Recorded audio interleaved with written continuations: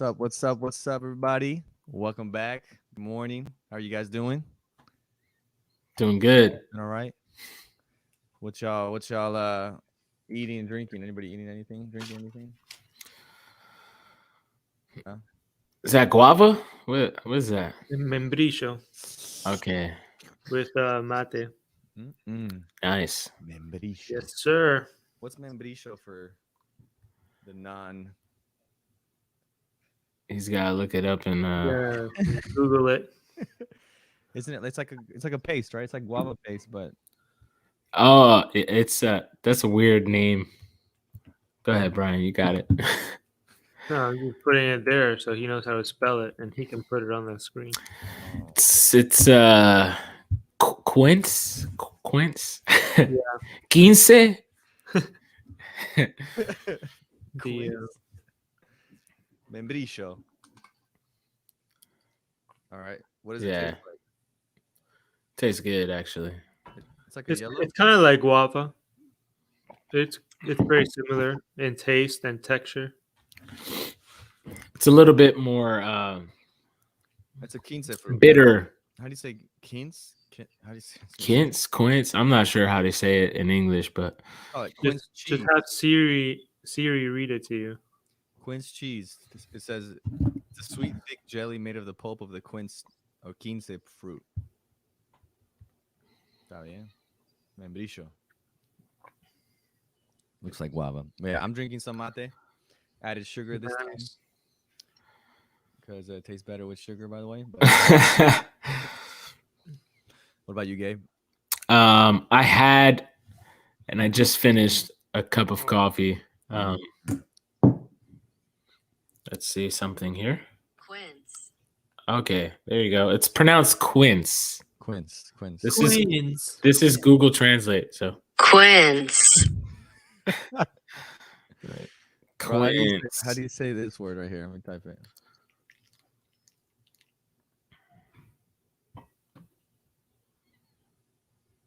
Aristocracy. Oh, dude. Gabe, how do you say it? Aristocracy. I pronounce it aristocracy.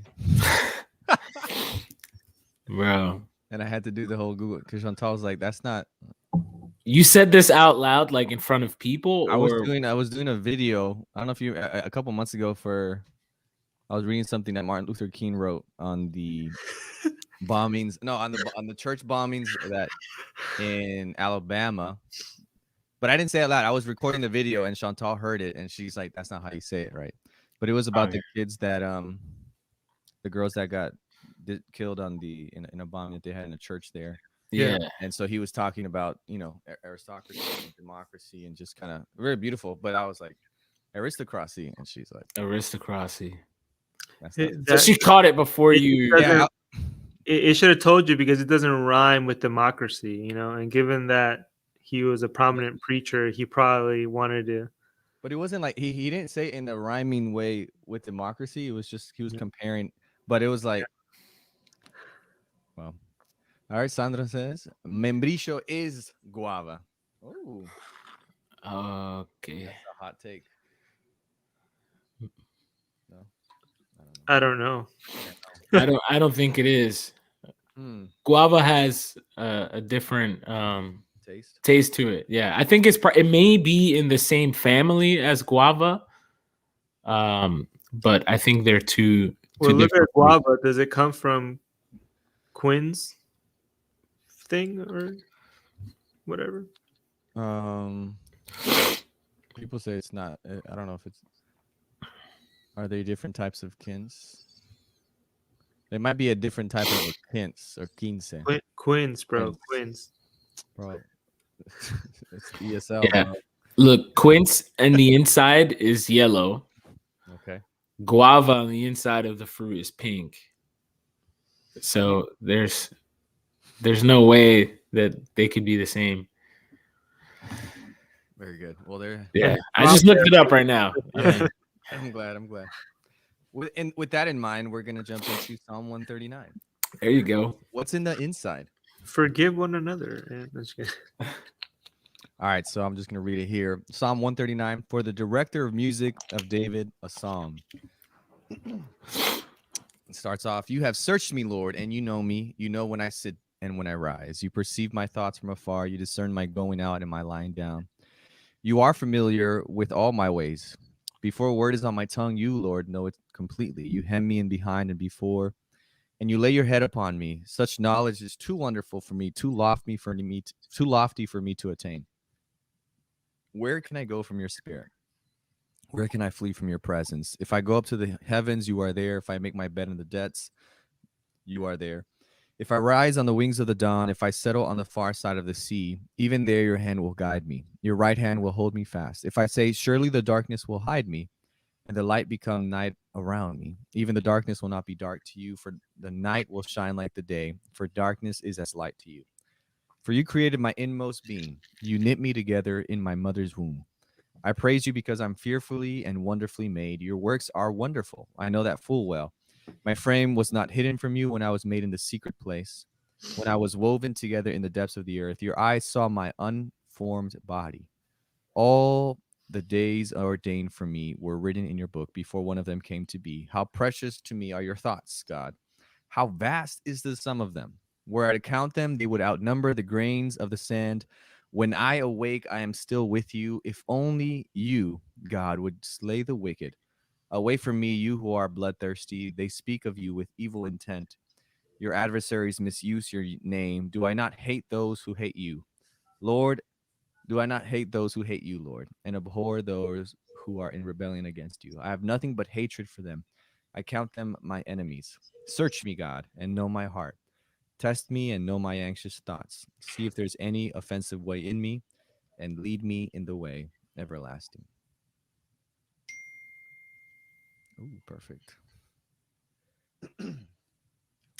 That was like a church bell going off. I was like, all right, now it's time for prayer, and we're gonna Psalm 139. I mean, most of us know that last part, or maybe a lot of us have heard that, right? Search me, God, know my heart, test me, and know my anxious thoughts, and see if there's any offensive way in me, and lead me in the way everlasting.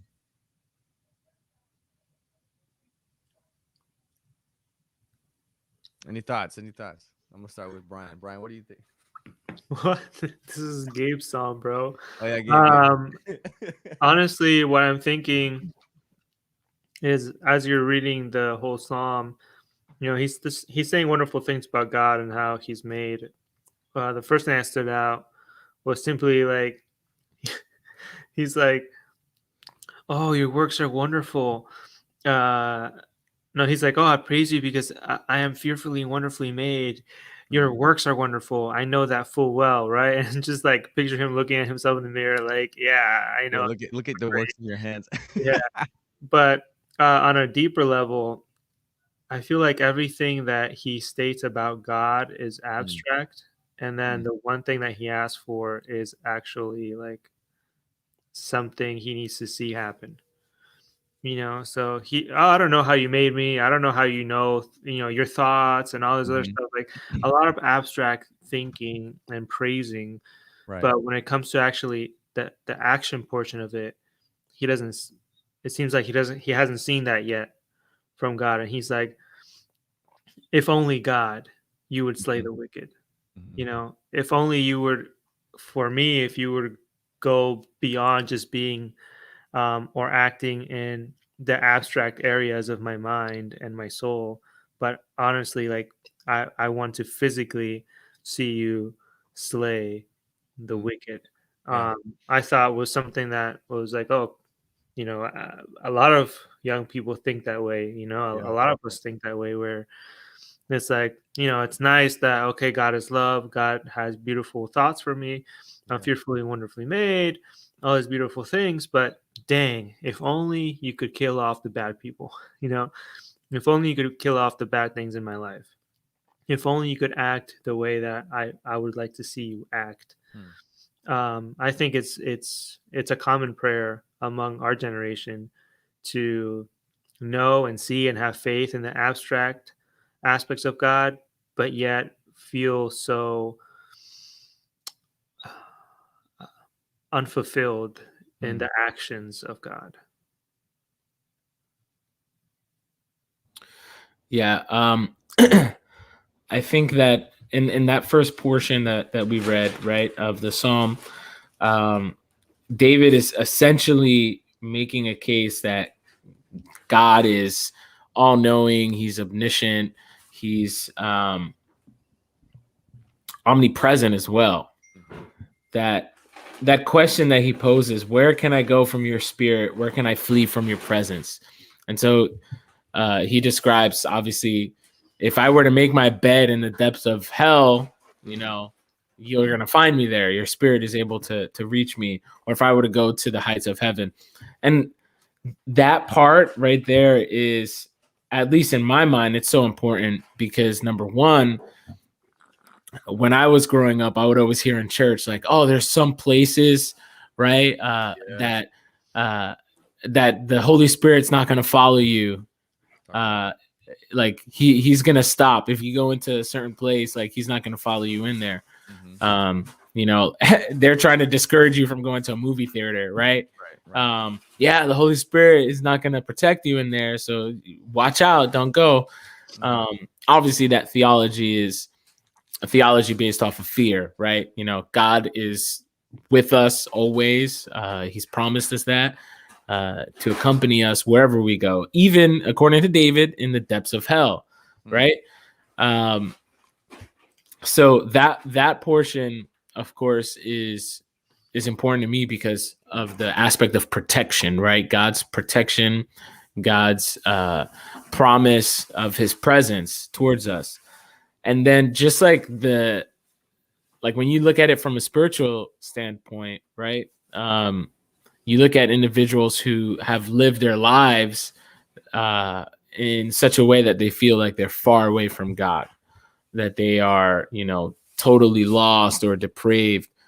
Well, God's Spirit is reaching out to them, and he can stretch and find them there. So I think that portion right there, that comparison, right? Like to the heavens, okay, you're there. And then even in the depths of hell, you're there also. Right. So it speaks to not just God's faithful presence, but his sovereignty. Like, dude, you're everywhere.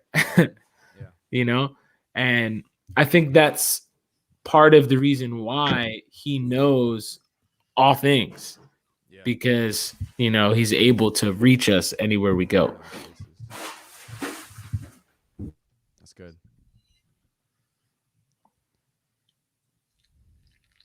I like that because going off what you're saying, there's no place you can go to be, which can be kind of like, I think people can misconstrue it to sound kind of stalkerish, right? It's like, I see you in all places, right? And I'm sure I've heard comedians say, I watch you when you're sleeping, kind of like the Santa Claus song, right?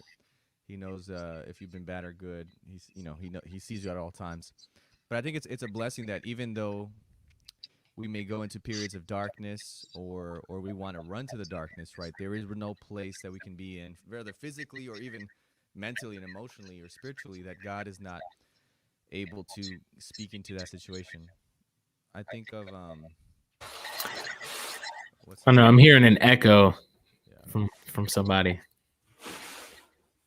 Still going? 1, 2. Well, I'll just keep seeing. We'll see what happens. Yeah. So you were saying.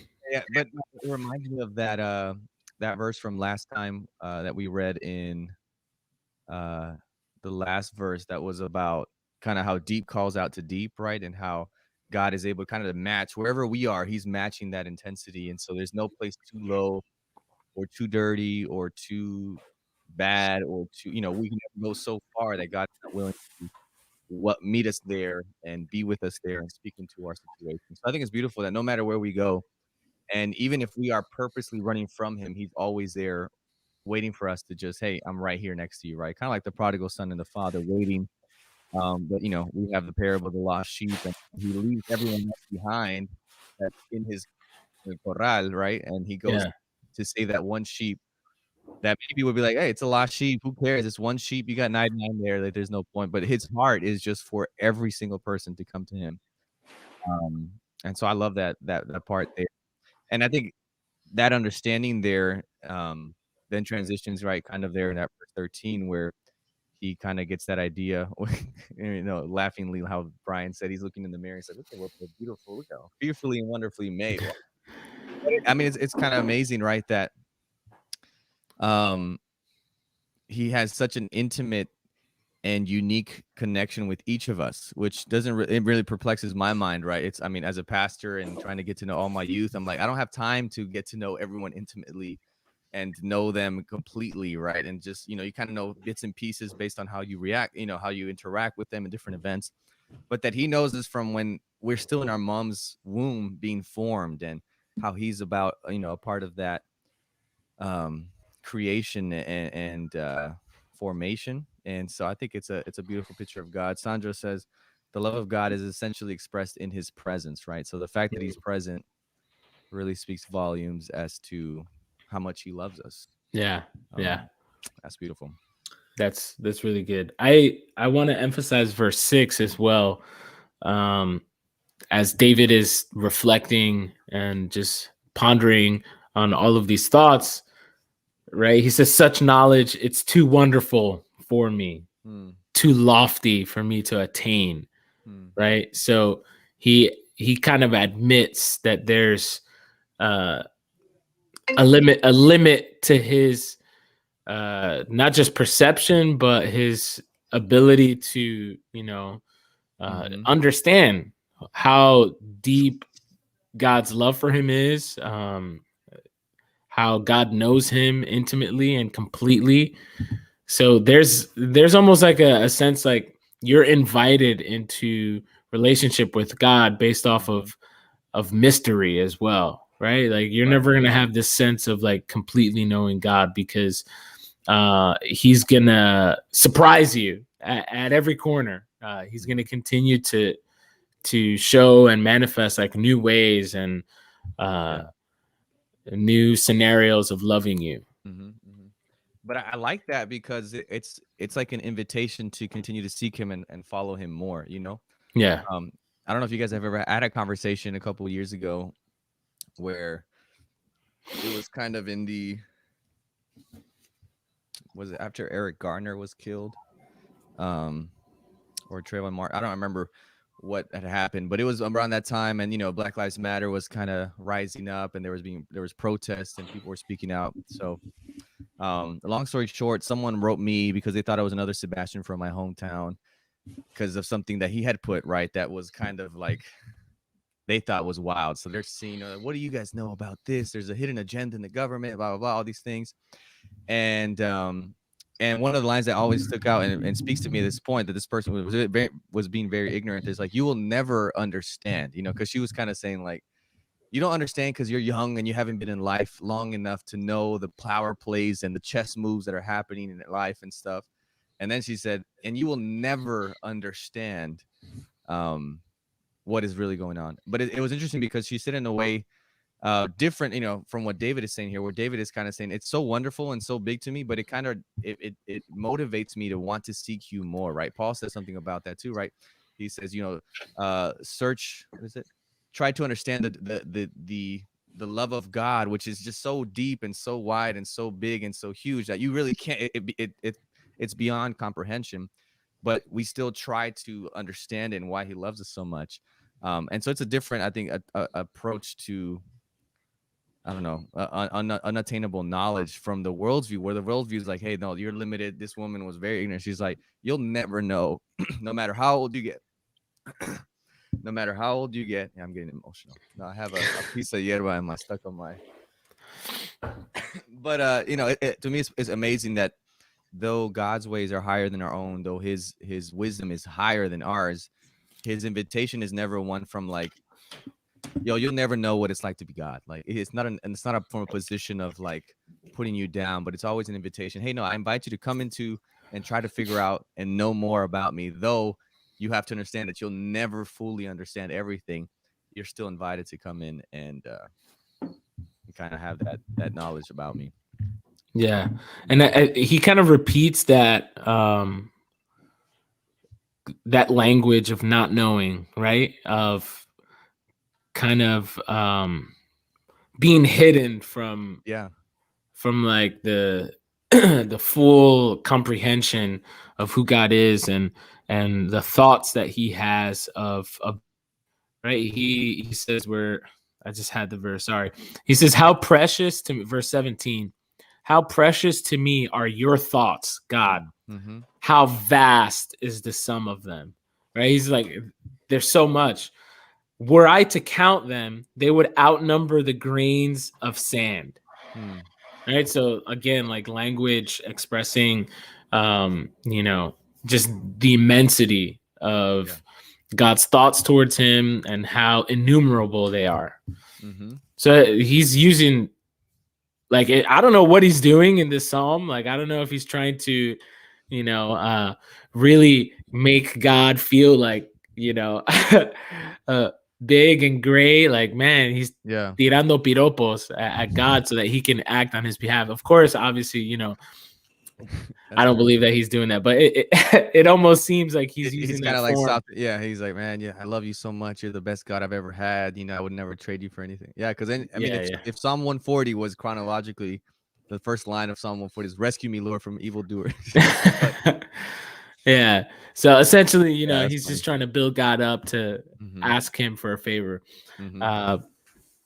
But I do think that he's expressing some deep thoughts here, by just telling him how he's innumerable, like the thoughts that he has towards him.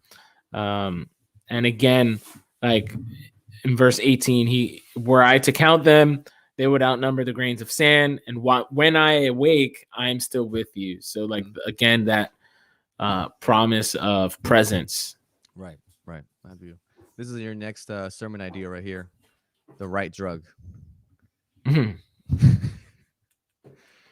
Oh man, but no, I love that, and it's interesting, right? Because then you compare like the whole chapter to the last verses, where like the first verse he says, "You've searched me, Lord, and you know me," and then he goes through kind of the grandioseness of God and how great He is and how nothing's hidden, and at the end of it, he asks him, "Search me and know my heart," as if he doesn't know already, right? So it's interesting. Test me, know my anxious thoughts, and look to see if there's any offensive way in me, and lead me in the way everlasting. So it's interesting that he even goes a step further. He's like, I know you all know all things and nothing is hidden from you, but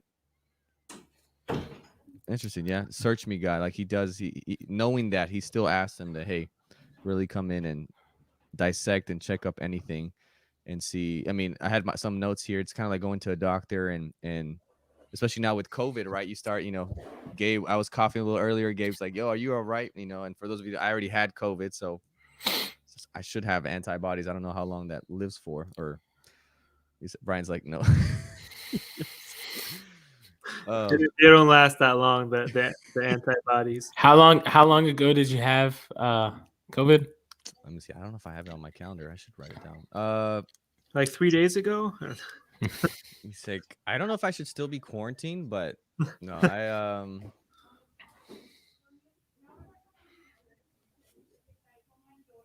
don't know, probably from the 4th. January 4th. January 4th. Oh yeah, you still have antibodies for sure. Thank you. Well, I think it lasts for like 6 months or something. I think less, a couple of months, maybe 3 months. I think it's 3 months. But anyway, your doctor analogy. Yeah, I forgot. Now you got me thinking about COVID, man. You're talking about search me about you because you were coughing and. Oh yeah. So it's especially now, right? And I was watching. I don't know if you guys are on TikTok too, but this is a side. But there was a TikTok of like what's TikTok? No, I'm just kidding. It's where the young people are today. It's where the kids have fun. The teens are. But there was it's kind of like, if you've ever had a cough or anything and you go on WebMD and like you search it up and it's always like you got cancer. It's like worst case scenario, right? Or they'll give you like 5 different options, 3, 4, 5 different options, and you have like it's left up to you to choose. And it's like, all right, I think it's just a slight cough, but I don't want it to be COVID. But it's kind of like that, right? Where you have these symptoms of a disease or sickness, or maybe you have these symptoms. Now it seems like COVID, any symptom can be COVID related, right? If you have headaches or, cough or colds or whatever. But it's kind of like I can imagine David going to God and saying, "Hey, look, I feel like there's these symptoms that rise up in me sometimes, whether that be anger or hatred or lack of trust or lack of faith." So it's kind of like a checkup with the doctor and say, "Hey, look, I need you to check me, really X-ray my whole life, and really check out and see if there's anything in me that, like he says, is offensive to you in any way, or that may lead me other than the direction and the way that you want me to go in." And so I think Yeah. it's a cool thing that he takes it a step further, and maybe even how we can approach prayer too, because I've heard the thing too, verse 4, before a word is on my tongue, you already know it. So it's like, why do we need to pray if God already knows, right? But I think it's like maybe for us more than for God, because it's kind of like expressing and letting that, getting off of our chest and out of our space and saying, "Hey God, it's in your hands, and I know you know all things. I know you know every inch of my body, and you know everything that I'm thinking through at every day, but I need to really just lay this at your feet, and I'm asking you to, hey, just really X-ray me and check to see if there's anything bad in me." Yeah, I think it's interesting. I think the appeal that David is giving God is essentially, people in his time, and I would say even people now, they if they had a difficult situation going on in their lives, if they were facing some kind of challenge or pain or whatever, the assumption was, all right, there's like some secret sin that you're holding, right, that you need to stop doing, and that's why God is allowing this to come over your life. I just think of the blind man in John chapter 9, right, where Jesus and the disciples are passing by, and they ask the question, teacher, who sinned, this man or his parents, that he's blind? And so, the answer that Jesus gives quite plainly is like, well, neither. Like, that's not why he's blind. So David, I think, is going through something, obviously, because he mentions his enemies, right?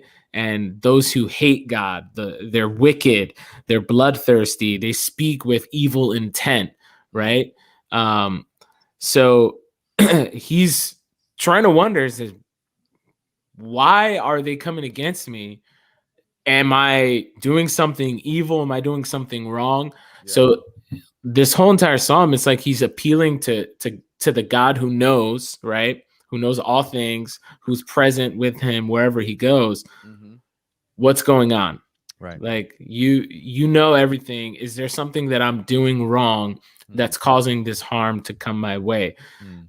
So it's interesting that he asks God to search him towards the end, like, hey, search, analyze me, examine me, see if there's any offensive way in me, lead me to everlasting. He ends the psalm that way, but like the way he starts the psalm is if in the affirmative, like, you have searched me and you know me.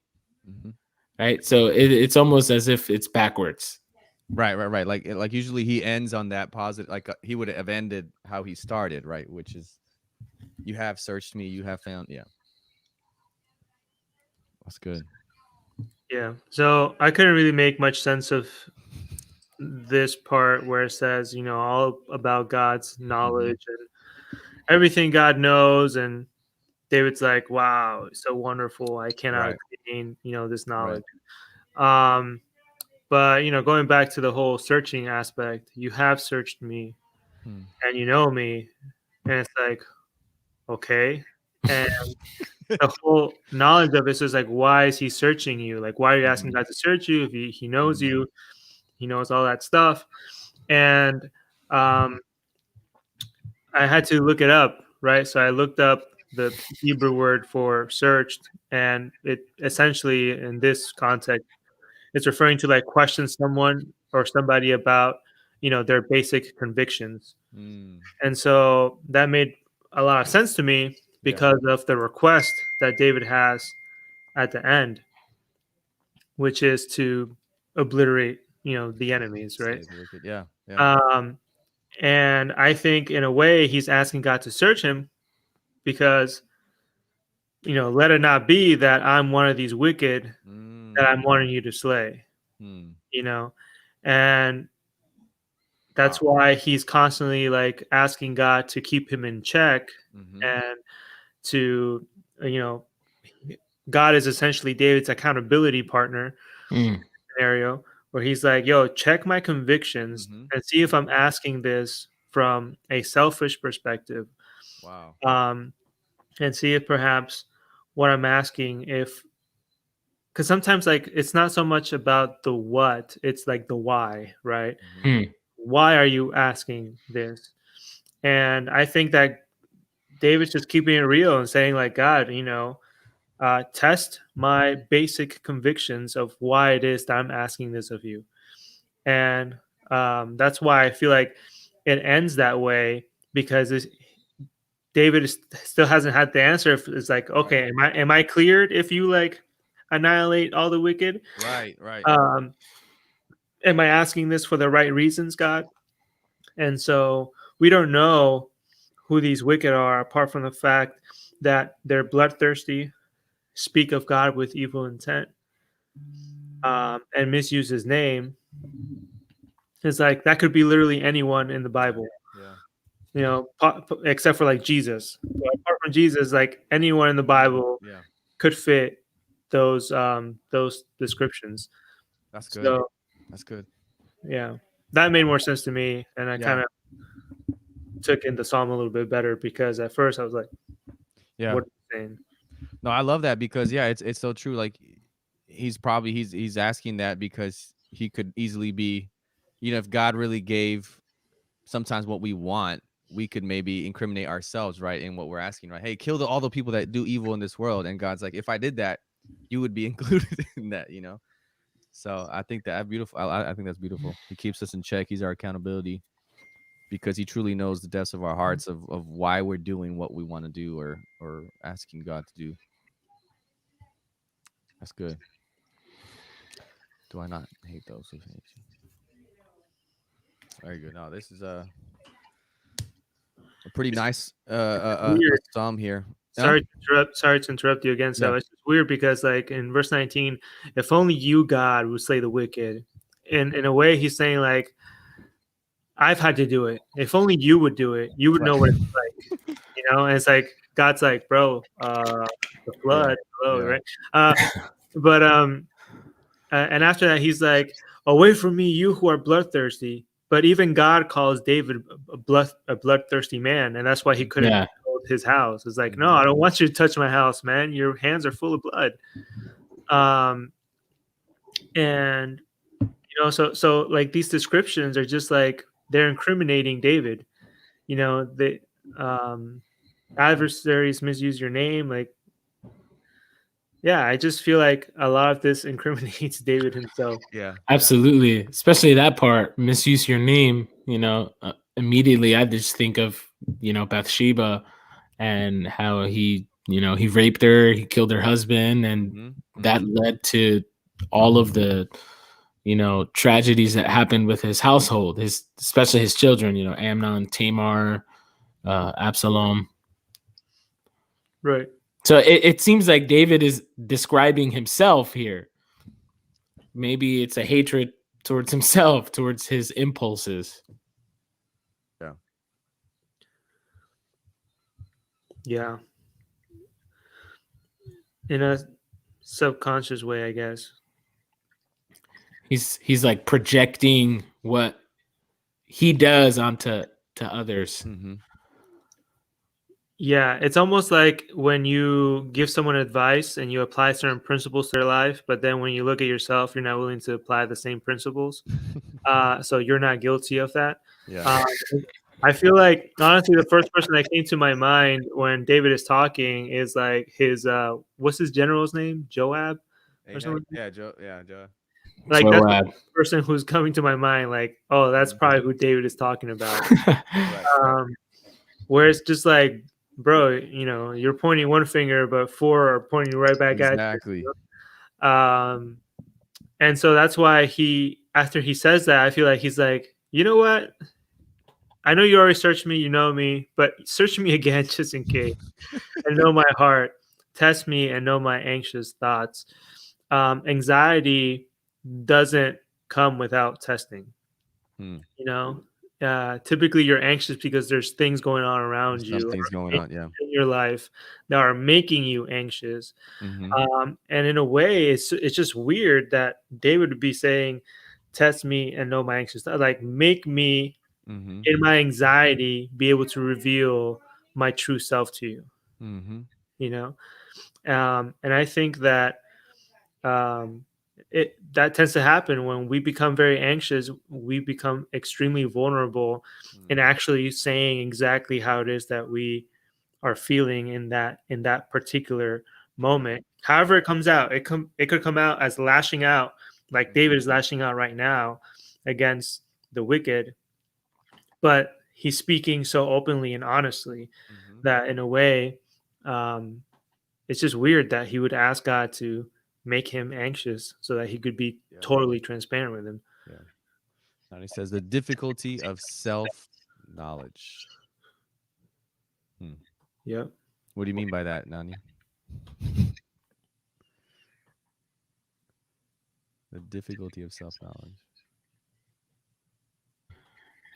I think that it's pretty hard sometimes for people to come to accepting who they are and perhaps like the ugliness of who they are. Really You know, yeah, sometimes that's a painful feeling to, you know, reckon with the decisions you've been making, the nonsense that you've been doing, especially like, you know, if you consider David. I think Yeah. the conversation that he has with Nathan, the prophet, that was tough, man. Like, Yeah. he essentially writes one of the most, you know, famous Psalms, Psalm 52, is it? Or Psalm 51? You know, where create in me a Clean heart. a clean heart. So that conversation that happens with Nathan, like, David, the scenario that Nathan comes and gives David immediately, like, what they killed that, you know, that lamb or that sheep, that one that he had. He's like, yo, we got to bring this guy to justice. And Nathan's like, yeah, bro, this is you. So David is coming to a reckoning with who he was. Like, you know, this is you. And I imagine, again, perhaps he felt a similar sentiment when he learned that he wasn't going to be the one to build the sanctuary, you know, because as Brian said, like, he was too bloodthirsty of a man. He had too much blood on his hands. So yeah, I think that it's a very uncomfortable feeling to sit alone with your thoughts, to just turn off the noise and just, you know, be, and that's it. But I think it's it's needed. It's a necessary thing to do. Yeah, it's so true. I'm thinking that, and maybe that's what one of the reasons that, I mean, besides it being Jesus' sacrifice and, you know, his payment for our sins and whatnot and our redemption, but maybe that's one of the reasons why Jesus came as a human too, is just to say, hey, you have to understand the person in front of you is just a human like you, right? And many times the things that you're struggling, you don't see, right? The reason he tells the people, you know, you complain for the speck in your brother's eye, and you're like, yo, you got to get rid of that. And then in your reality, you have this big plank of wood coming out of your own eye, and you don't even address what you have going on in your own life. Right. It's so easy to look at the speck in someone else's eye. And he's like, you guys are hypocrites, man. Because first address your own stuff, and then you'll be able to see clearly to be able to address the other things. So, and then you also see, go ahead. Sorry. Yo, you don't think Jesus had anxious thoughts right before the crucifixion? Oh yeah. There in the garden. You know, in his anxiety, he was like, yo, make this cup pass for me, man. Like that, honestly, that's what I would prefer. Yeah, it's similar to David's plea here. If only you would, you know, slay my enemies. Yeah, if only you would die on the cross, man. Like, I'm the one that's having to die on this cross. And I think that, those moments are horrible, and and you feel lonely, and you feel like an outcast, and you feel like you're away from everyone, and no one is really there to support you. And yet, it's in those moments that you have these critical pivots towards God and are able to call out in just your true, authentic Yeah. self, that you don't need convincing, right? Like David is starting like the whole psalm convincing himself of how he's valuable and God finds value in him because God created him, Yeah. right? Yeah. He's trying to convince himself of this whole thing the entire time. And a lot of times, a lot of our lives revolve around that, trying to convince ourselves that we're worthy. Mm-hmm. And it's in that anxiety where, man, it's just like overwhelming, where it's just like, I have nothing left. Here's what I'm thinking. Yeah. Boom. Yeah. Yeah. Just flat out, you just say it. Right. Um, and I think that Jesus had that moment there before Calvary, and David's seems to be having this moment here, and those Yeah. moments just become more and more common in the life that we're living, with the society and culture we're living in today. It's just very anxious driven, when it comes to decisions and just future in general. But even in our present time, and today, when we're looking around, it's like there are plenty of things to be anxious about. Yeah. um and a lot of times we try to convince ourselves that we're good. And I think, if anything, the psalm is kind of teaching me is like, hey, dude, all right, bro, you're being anxious. Not everything is good. You're short of breath for sure. So listen, just say what's on your heart, man. Like, just Yeah. speak. Stop trying to keep that inside of you. Mm. Um, so yeah, I really appreciate that David Yeah. That's good. shows us how here in this psalm. It's Yeah. a call to vulnerability, right? To kind of like strip off everything and just see me for who I am and all my Yeah, man. Just like insecurities and anxieties. Yeah. There. Yeah. take off this. That's it. Yeah. I think what's neat about how David ends the psalm here is, although of course, as we stated, he's going through, some difficult times. He's Mhm. facing a reckoning, I guess, with who he is. He doesn't ask God to, give him an escape, right? Mhm. He's not asking for a way out, the easy path, right? The road that is gonna be smooth and Mhm. just lead him away from harm. He asks, "Lead me in the way of everlasting," right? In the everlasting way. And I like that, because often we think that God is gonna, do away with our problems so we don't have to face them or the challenges. But that's essentially not what David is asking at all. He's just asking for, okay, whatever path leads to, everlasting, take me through that route. So it's kind of um, a declaration of faith, I guess, Mhm. and trust in God that He's gonna lead him to the everlasting way. And if it just happens to be that the everlasting way goes straight through the, Mhm. the Mhm. trouble and the trying times, I'm gonna go. I'm gonna go through it Yeah. because you're leading me, and Which goes and it's maybe why Jesus draws from the Psalm so much when he's going through that time in his anxious period, right at the Garden of Gethsemane on the cross, because he's like, "Yo, David, I'm feeling exactly what David is feeling at this moment of isolation, of neglect, rejection, and at the same time, not really wanting to go through this. God, take this from me, right?" So, I think it's a great reminder for us that we're not alone in this, though we may feel like it. Many people have gone through this. I mean, great men that had their failures too, but even Jesus himself had that moment there of anxiety where I mean, how many of us have actually sweated blood, and just the intensity and then I was just reading that this the other yesterday morning, right, going through that and how even his companions and his friends that were supposed to be praying for him at that moment are asleep, so he's completely alone, but he's pouring out his heart. But it's the same kind of idea here. God, I don't know what you're doing or where you're taking me, and I don't really want to go through it, but lead me in the way that you want me to go, yeah, and I'm going to submit myself to you. So powerful stuff. yeah. I If love if it. it's your will to let this cup pass from me, Yeah. amen. but not my Yep. will, yours. So, Yep. like as Nani said, he's willing to be led Mm-hmm. in this portion, and he's just saying, like, God, lead me. Mm-hmm. That's it. Mhm. Just lead the way. I love that. That's our appeal to us today. Will God lead us in the way you want us to go? So I'm gonna try something out. We're gonna try something different this time instead of a big takeaway. I call it the lightning rod round. We're gonna have 3 questions, and we'll see what happens if we will repeat this next week or not. Brian's face kind of tells me we're not gonna repeat this next week. All right, real quick. It has to be a minute answer for each question. There's 3 questions, and this has to be with what's going on around us. First question: who is the WandaVision villain? We can all take an answer. I'll give my guess. If you guys are watching WandaVision and Disney Plus by Marvel, I'm gonna go with, I think it's the girl, the friend. What's her name? I was trying to think of her name.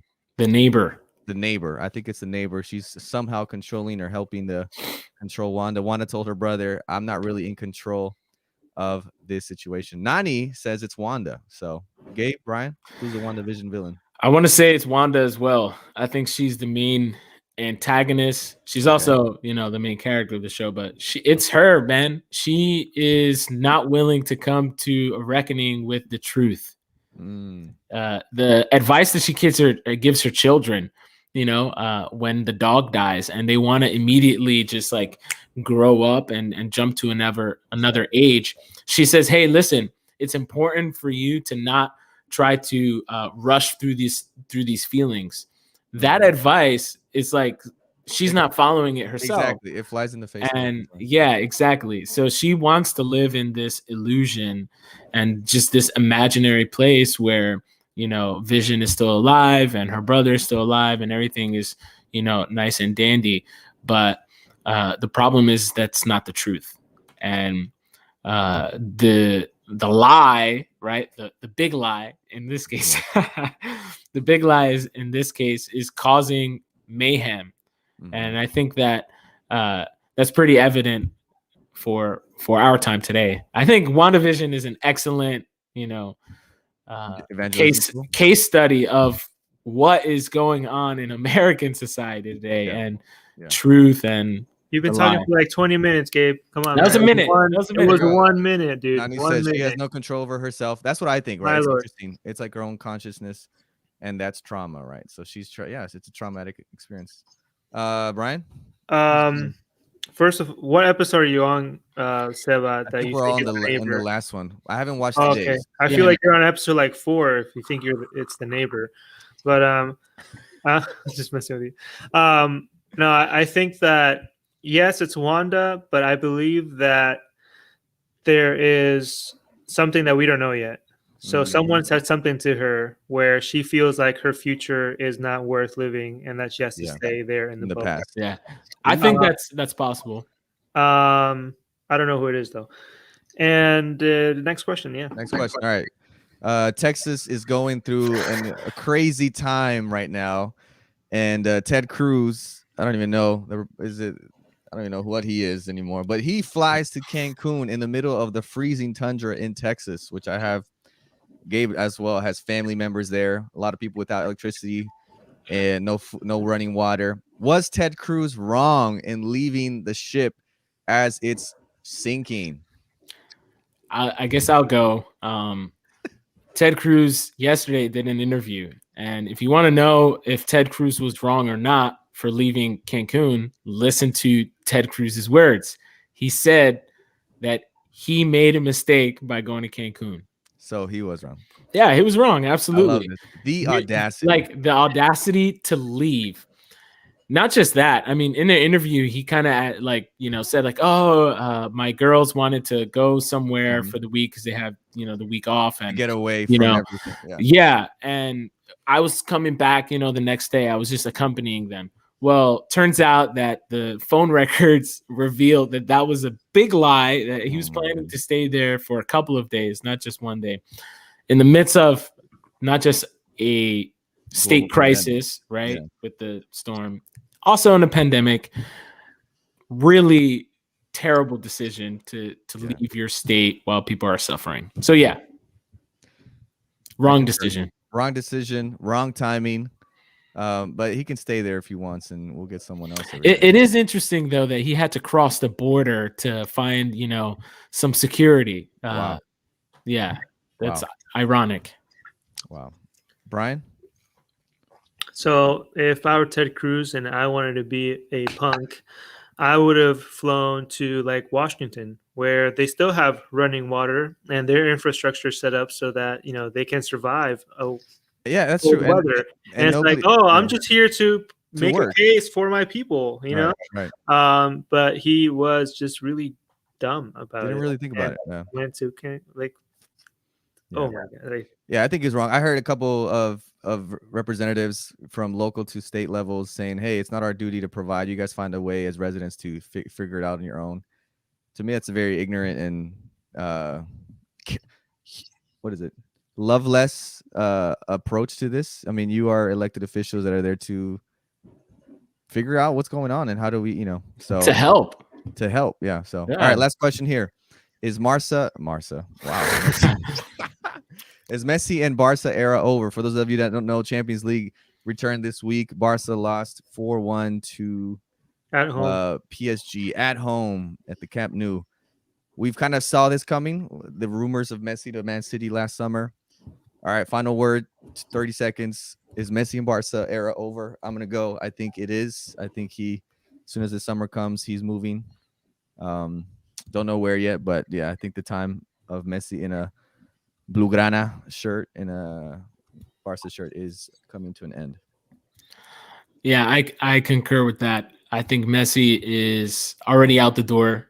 He's not coming back. I think it was over at the end of last summer when we saw the whole fiasco of him trying to leave and them forcing him to stay. So yeah, it's certainly over. After that loss in Champions League, he's done. All right. He was going to leave last season. They didn't let him leave last season. So yeah, he's definitely for sure leaving this season. He's been cheated too many times. And he's done. It's been a bad relationship for a while now. I guess that leaves us with the idea. Nos vemos, Messi. Hasta la próxima. Thank you, guys. This was a lightning round. We'll see if we do it next time. Have a great weekend, and we'll talk later. Peace.